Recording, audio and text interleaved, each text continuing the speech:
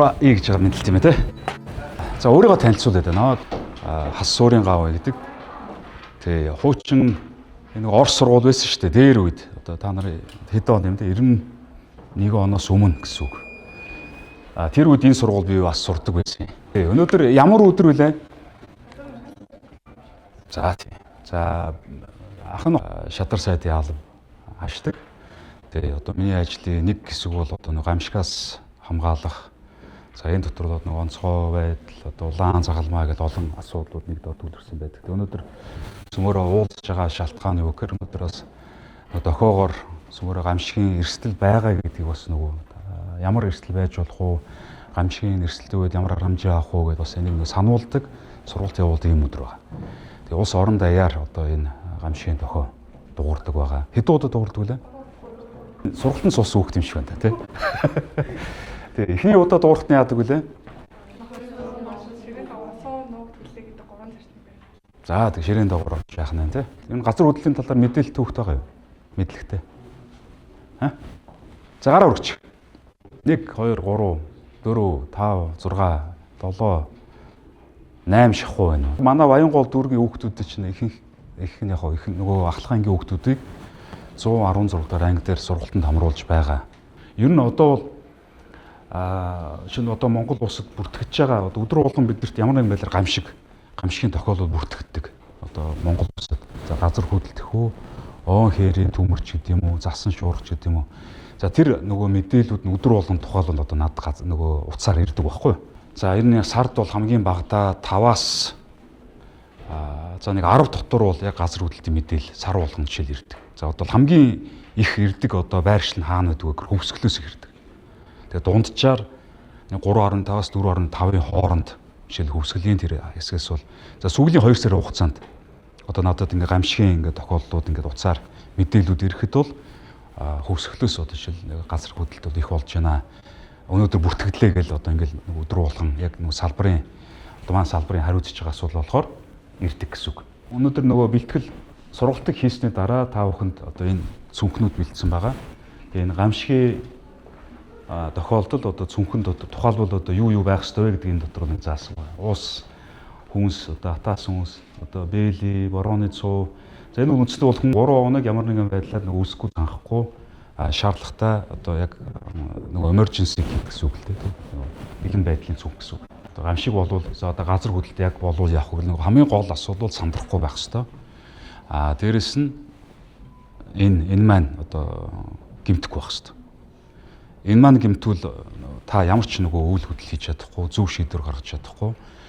Толгоо гэмтэх байх тал дээр л хамгийн түрүүнд арга хэмжээ авах хэрэгтэй. Тэгээ та бүхнийг эхний тохиогоор яагаад ширээнд ор гэж байгаа вэ гэхээр толгоо болон бус бие хамгаалъя гэж байгаа юм. За угсрал байранд амьдардаг хүүхдүүд байна уу?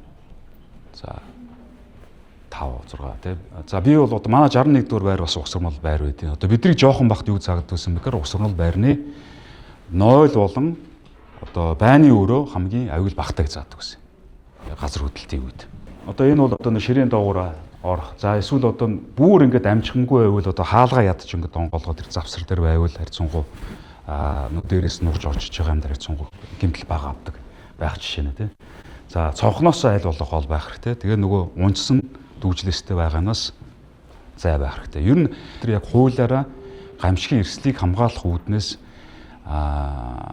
өнөөдөр ингээд нэг төгрөг зарцуулсан нэг төгрөг нь ирээдүйд гарч болзошгүй эрсдлийн 14 төгрөгийг ууруулж идэг.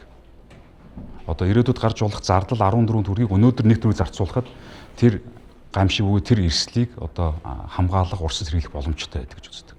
Тэгэд улсын төсөвдөр 1% тавьдаг гамшиг эрсдлийг одоо урьдчилан сэргийлэх зорилгоор за аймаг орон нутаг нийслэлч гэдэг юм бас ялгаа байхгүй 1% улсын төсвийнхээ 1%-ийг одоо гамшигын эрсдлийг бууруулах зорилгоор урьдчилан сэргийлэх зорилгоор мөнгөний тавьж өгдөг. Тэгээ одоо шил цас орхоос өмнө яах ёстой юм гэхээр зам харгуугаа цэвэрлэх тэнэг том төхөөрөмжөө бэлддэг тий. Өвөл одоо их хэмжээний цас орно. За тэгээд тижээлээ бэлддэг.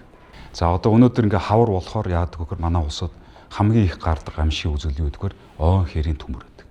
Оон хээрийн төмрөөс яаж урдсан сэргийлэх асуудлуудаар одоо жишээл 2-7 хоногийн бид нар онцгой комиссийг оролдуулж аймагуудад ямар чиглэл өгдөг вэ гэхээр за одоо тухайлбал 3 сарын одоо 15-наас 5 сарын 15-ны хооронд одоо ойд одоо зугаалга тий юу гэдгийг аль болох багасгах. За ойн цэвэрлэгээ хийх. За одоо зүгээр ингээд архины шил мэл хүртэл нөгөө гал одоо нарны туяагаар гал асаах, гал гарах ийм эрсдэлтэй байдаг. Тэрийг хоригддаг. За мөн одоо яг үдэд бас дахиад нэг асуудал байдаг. Нөгөө устаа газар цөмөрх эрсдэл үүсдэг. Одоо сая энэ жил чинь сүүл цагаан сараас хойш 2 фургон машин тухайлбал хөвсгөл нурд живцсэн байж штэ тий. Яг иймэрхүү байдлаар хаврын манай сезонтой холбоотой яг гол гарч болох эрсдлүүд дээрээ одоо гамшигуд дээрээ бид нар урьдчилан сэргийлэх арга хэмжээ авахулдаг. Яг тэрнтэй ялгаа авахгүй газар хөдлөл төр бид нар энэ бол одоо урьдчилан сэргийлэх арга хэмжээнүүд гэсэн үг байхгүй. За мөн мэдээж одоо энэ нөгөө мод дээр унах багталтай одоо хотод бол шонгийн мод унах багталтай гэдэг юм уу тий. Тэгэхээр газар хөдлөл аль болох байшин барилга шонгийн мод дээр жоохон зайтай зогсох хэрэгтэй гэсэн. Одоо машин дотор байгуул машинаас айл гарахгүй байх тий. За машинаар явж байгаа бол замаас дүр гарч ингээд зогсох хэрэгтэй. За олон нийтийн газар хайвал одоо нөгөө үе таалруу ингээд нөгөө бөөнөр ингээд зүтгэхгүйгээр аль болох дистаратай журамтайгаар гарахыг зөвлөж байгаа гэсэн. Гарах боломжгүй байвал яах вэ гэхээр хамгийн түрүүнд толгоогоо л хамгаалах хэрэгтэй. За асуулттай хүн байна уу? Энд тооцоолох боломжтой юу? Тооцоолох ер нь боломж байхгүй. Тэр нь яг нэг идэвхтэй бүсэл гэж хувааж байгаа. Байгалийн амшиг байгалийн үзэгдэл хорныг юугаар ялгаатай юм бол? Яг амшиг гэр чинь угаасаа нөгөө юугаараа гарч байгаа энийхээ хэмжээгээрээ л одоо ялгаж байгаа гэсэн. Хэр хэмжээний хохиролтой байна гэдэг. Одоо шил газар хөдлөлт гэдэг маань гамшигын хэмжээнд ирнэ гэдэг нь одоо тухайлбал одоо таавах нь харлаа шүү дээ. Нөгөө 7 ба түүнээс дээш болж иж гамшигын хэмжээд хүрэх нь гэж ойлгох шүү дээ. Улаанбаатар хотод бол одоо 7 ба түүнээс дээш гэдээ явахад бол нийт барилгын одоо баригдсан байгаа барилгуудынхаа 10% нь муурах эрсдэлтэй гэж үздэг. А гэхдээ яг шинээр одоо барьж байгаа барилгуудыг аль болох тэр төлөний нөгөө баалыг одоо дистриктэй байхаар зураг төсвийг нь одоо баталж өгдөг гэсэн. Одоо тухайлбал ихэнхдээ 8 ба түүнээс дээш газар нөгөө баалын газар хөдлөлт дистриктэй байхаар зургийг нь зурулж барилгыг бариулдаг. За одоо манай тэрийг нь одоо манай онцгойгийн алба яг нөгөө зургийг нь хянаж байгаа барилгын гүйцэтгэлээр нь очиж хяндаг. Одоо нөгөө үзэгдэл ба гамшиг гэдэг хооронд ялгаа нь юу гэхээр нэг нь болохоор бүр ингээд хохирлын хэмжээ тий тэрүүгээрээ л ялгаж байна гэсэн. Газар хөдлөлтөр бол 7-оос дээш байж иж одоо тэр бол гамшигын хэмжээд ирнэ гэсэн. Хамгийн их баалтай газар хөдлөлт нь хамгийн өндөр нөгөө баалтай ер нь ерөөсө 4 удаа бүртгэгдсэн байгаа. Сүүлийн одоо манайх нөгөө бүртгэдэг болсноос хойш 57 онд жишээл 8 баал үрсэн. 5 онд 8.2. За Булган аймаг бүр 7.1. Одоо нөгөө яриад байгаа Хангаа, Алтай, Нурууны тэр аваар л ингэж яваад байна гэсэн. Бол яг энэ жил болсон ихэнх тохиолдол нь 3.5-аас 4.5-ийн хооронд л энэ жил болсон. Би газар хөдлөлийг мэдэрчсэн. Би бас гамшигын хэмжээнийх бол биш. Улаанбаатар хотод 2 ч удаа мэдэрч байсан юм байна. Тэгэл нөгөө гэрэл нь ингээл байгалийн гамшигын ингээд хохирол гаргахад улсаас ямар арга хэмжээ авдаг юм? Хохирол гарууд. За яг уу ер нь бол энийг даатгах зорилгоор бол одоо нөгөө уг нь бол даатгал хийлгэрээ гэж гамшигын даатгалын одоо хууль нь бол явж байгаа. Иргэд маань одоо сайн дурын үндсэн дээр даатгал хийх боломжтой байдаг. Одоо шил машины нөгөө хариуцлагын даатгал гэдэг шүү дээ. Тэр чинь бол өөрийнхөө эрсдлээс хамгаалж байгаа байхгүй. Би хариуцлага алдаад хүний машин өргөчүүл тэрийг ингээд даатгалаас төлж өгч байгаа шүү дээ. Яг тэрнтэй ялгаа байхгүй.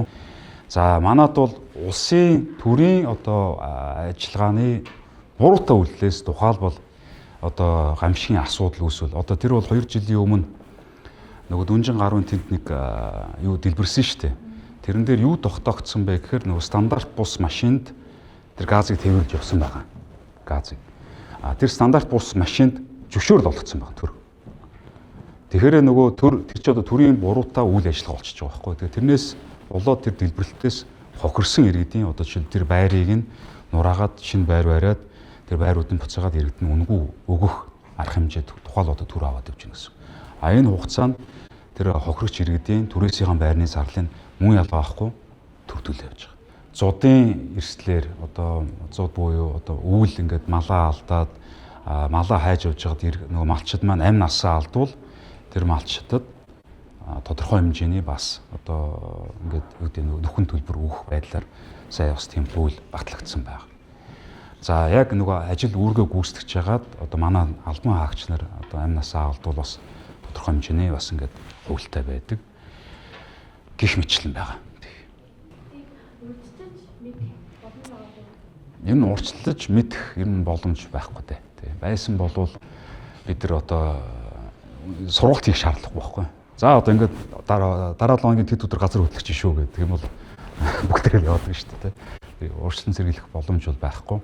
А яг хөө энэ жил бид нар манайхаас ямар асуудал хэрэгжүүлэх чинь гэхээр одоо нэг утсан дээр тухайн бүс нутагт ямар нэгэн гамшигын асуудал бүртгэгдвэл тэрийг ингээд иргэдэд шууд хурдан шуурхай мэдээлэл хүргэдэг тэр системийг одоо чинь бий болгож байгаа. Улаанбаатар хотод бол нийт нэг 14-5 юм өндөр шонгийн мод байршуулаад тэн дээрээсээ одоо өндөр хүчин чадалтай камерууд байршуулна. Тэгээ тэр нь ингээд өдөр шөнөгүй одоо галын тохиолдлыг ингээд бүртгэхэд байж гэнэ гэсэн. Одоо нөгөө заавалчгүй хин нэг ингэж уцаар ярьж энд ингээ гал гарцсан байна гэж дуудлага өгдөг биш. Бид нар өөрсдөө ингээ илрүүлдэг системийг бий болгож байна гэсэн. За тэгээд тэр нь ингээд хиймэл оюун ухаанаар шууд одоо манай албад руу тохиолоо өгнө. Тэгээд тэндээс хамгийн ойрхон галын машин за шаардлагатай бол түргэний машин, за шаардлагатай бол одоо цагдаагийн машин гэх мэтээр очих боломжтой хахаар тийм хиймэл оюун ухаантай болсон систем бол хийж. Энэ бол ерөөсөө яг нөгөө энгийн өдөр тутмын эрсдэл дээр ой за